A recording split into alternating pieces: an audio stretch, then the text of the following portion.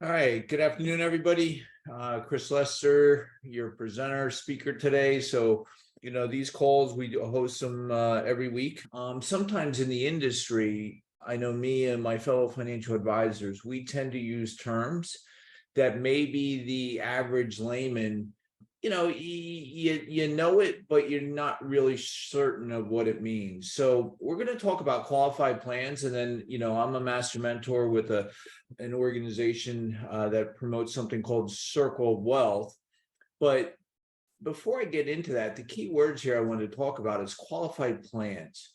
What does that mean? So the first thing is, a qualified plan is an employer-sponsored retirement plan that meets the requirements of the Internal Revenues Code, the ERISA. So that's ERISA. If you ever hear of ERISA rules, it's the Employee Retirement Income Security Act.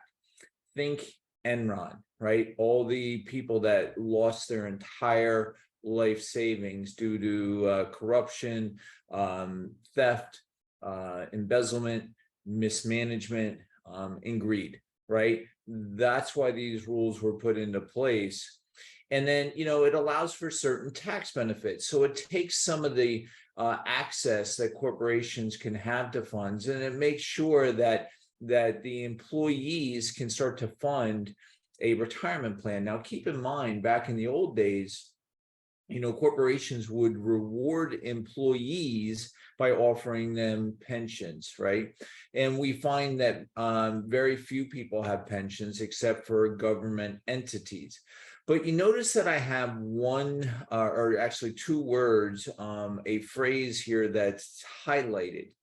And, basically the premise that was promoted was, those you can put money away into these qualified plans, and the IRS tax codes are 401ks, 403bs, TSPs, which, tax sheltered plans. And you can include these tax deductions, right? You can basically say, so let's say you put away $10,000 or $20,000. That's money you don't have to pay tax on this year. And then you can then, grow that money. And a lot of people, I think, are misunderstand how they actually work. And that's why I wanted to revisit this. I've talked about it in the past. If you've been on my calls in the past, you know that this is an area that I tend to harp on, but I like not things to be my opinion. I like people to come to their own conclusion, which is our next few slides. So the first thing I'm going to ask everybody here is, do you think, and this is audience participation, and I'll wait for you to type in the answer, do you think income taxes in the future will be lower, the same, or higher? And let's see if we get any takers in audience participation.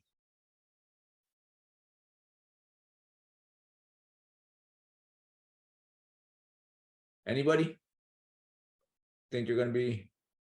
So Thomas, Gene, higher, higher, higher. Okay. These are your answers. I didn't want to, influence them, but I wanted to ask the question, because with this thought, we now need to think, what's that mean? So I find this next two slides pretty interesting. If you've not seen this slide before, this is usdebtclock.org. This snippet I took last year in July of 2022 when I was presenting it to a client of mine. And this number in the corner at the time was 30 trillion with a T, and that is national debt. Now, those that have known me for a while know that I've been speaking about this for a long time. But I remember when I first started showing this debt clock back in 2007, 2008, I think the debt at that point in time was $6-7 trillion. And I mean, 15, 20 years, it's just mind blowing, the amount of debt our government has racked up. All right, so that's part of it. And then this is every household in the US, $90 trillion of US debt. And then this is the amount of tax revenue that was brought in, right? So what I find interesting here, 1 year later, now we look at, we're at 32 trillion. Now we're at $101,000 of total debt. And we've only brought in another, $600 billion of income and tax revenue. So it doesn't take a math major to figure out that this country has a spending problem. We need to get our fiscal house in order. And so, when I talk about, putting and creating and strategizing to reduce our tax risk in the future, I think everybody that typed into that chat box that income taxes in this country, I don't think we have any choice for them to go up. But I didn't want it to be my opinion. And I wanted you guys to see what I see, which is why I yell it from the rooftops. So now this blank slide, I'm going to take us through some software that I have. And it's called, let's see if I can get there now. Oh, and this is running real time. You can go here and see this. This is us.clock.org. So this is where I took the snippet from. So it's just mind blowing. If you want, and when you gloss over, you can see what each of these things means. So you can say U.S. total debt, households, business, state and local governments, financial institution, and the federal government, right? This is the national public debt, and this is the income tax. So you can play with this. Go to usdebtclock.org. And again, if you've not seen it, this should start to cause you pause as to where are we saving money for our future. So I'm going to bring this to this software here. And again, if you were on our call when we did the financial GPS recently, this is along the same lines of thinking, because there's a lot of nuggets of wisdom in here that I'd like to share with folks as we begin to educate people. But they have a real nice tutorial here. So the first thing I wanted, when I click this next button, I want you to notice what happens. It blows up this thing called lifetime capital potential. If we had a crystal ball and we knew exactly how much money we were going to earn based on what we're doing with the increases, all that stuff, it would give us a finite number. And whatever that number is, that would be this lifetime capital potential. Now, as that money comes into this tank, and again, my background's mechanical engineering, in the Navy, I used to fix valves and pipes, and I was a plumber in the Navy, damage controlman. So with that said, I tend to gravitate to this type of language. It makes sense to me. So I'm just trying to help you to see what I see. So what happens is we know that this money's coming in and we know we should save. So the government allows us to divert this money, this pipe right here at top, qualified plan contributions, and dump it right into this tank called investments. And notice it's got a word risk there.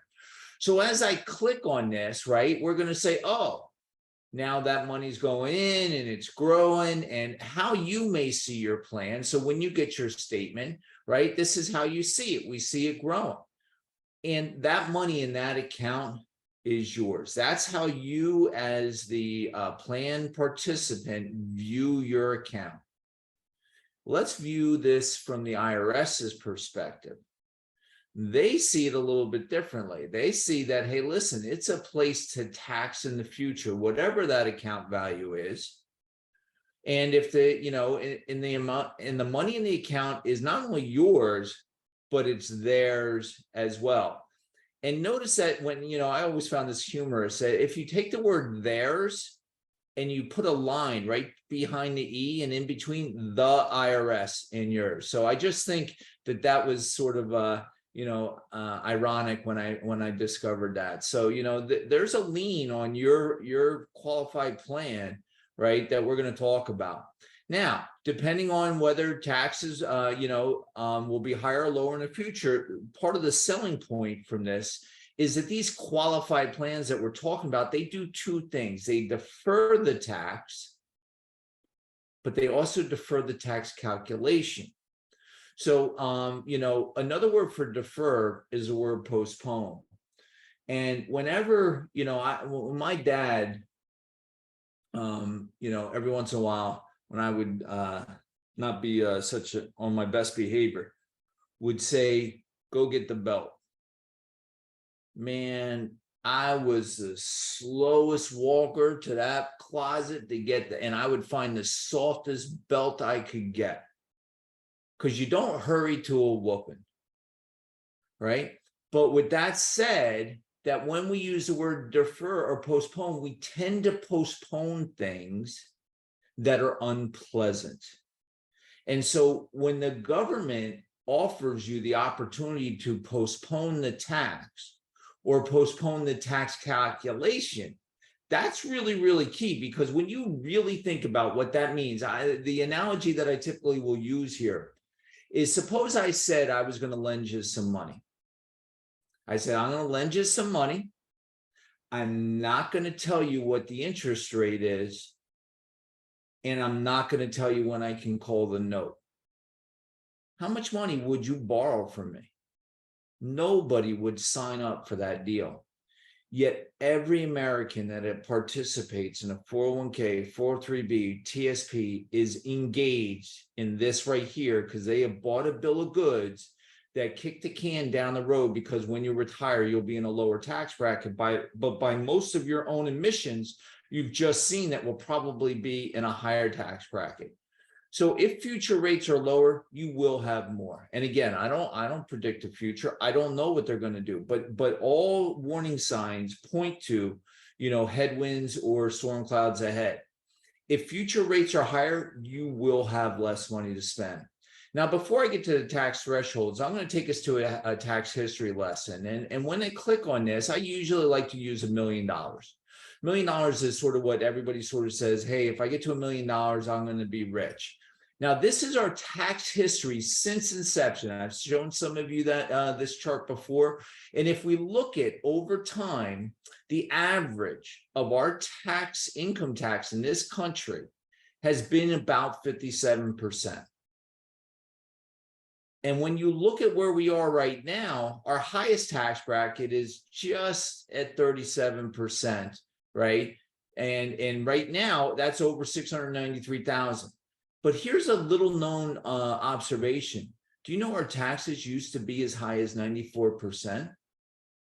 So when we start to think about where our income taxes are now, depending on how much you earn, so if you're somewhere around 30% because of your standard deduction, itemization, you're really relatively low on an amount of tax history. And notice that out of that $1 million, you only got $300,000 spendable. I'm sorry, $700,000 spendable, because the IRS's share is $300,000.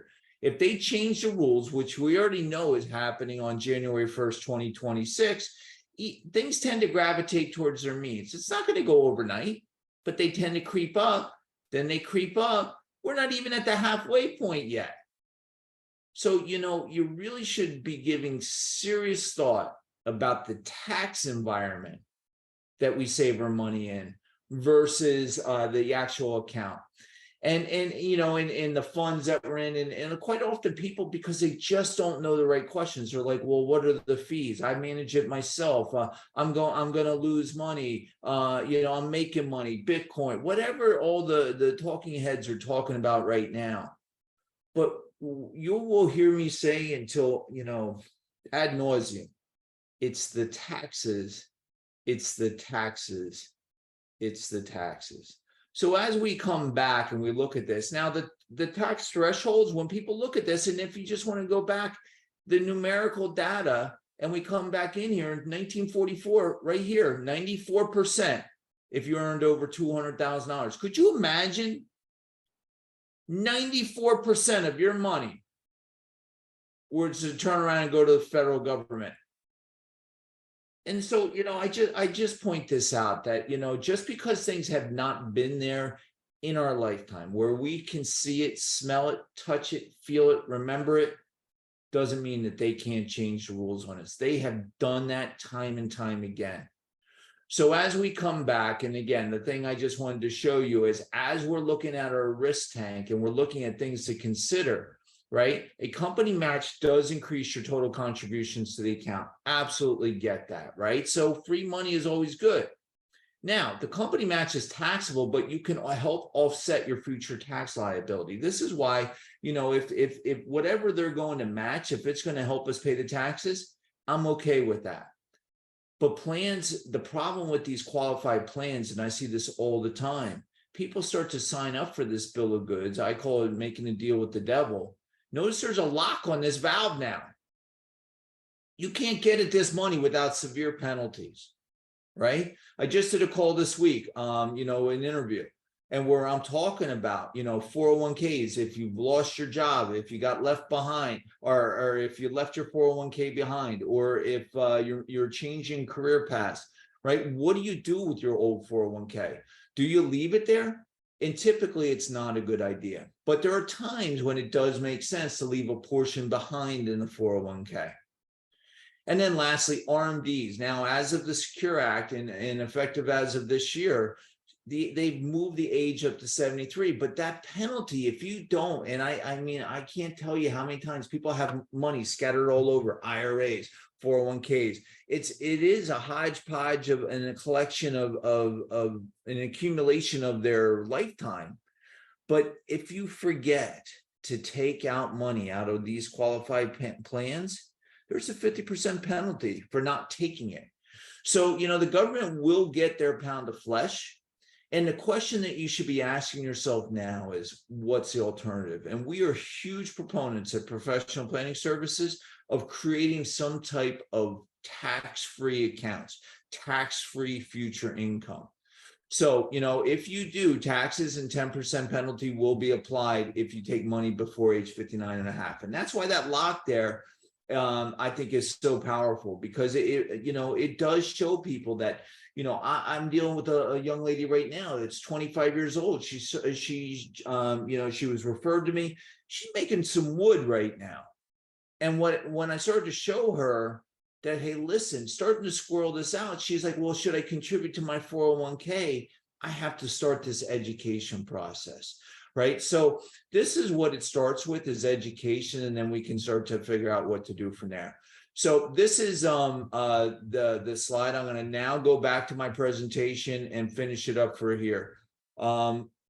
Next week, there is no call. Those are pictures of whale sharks. My son and I were going to be swimming with the fishes.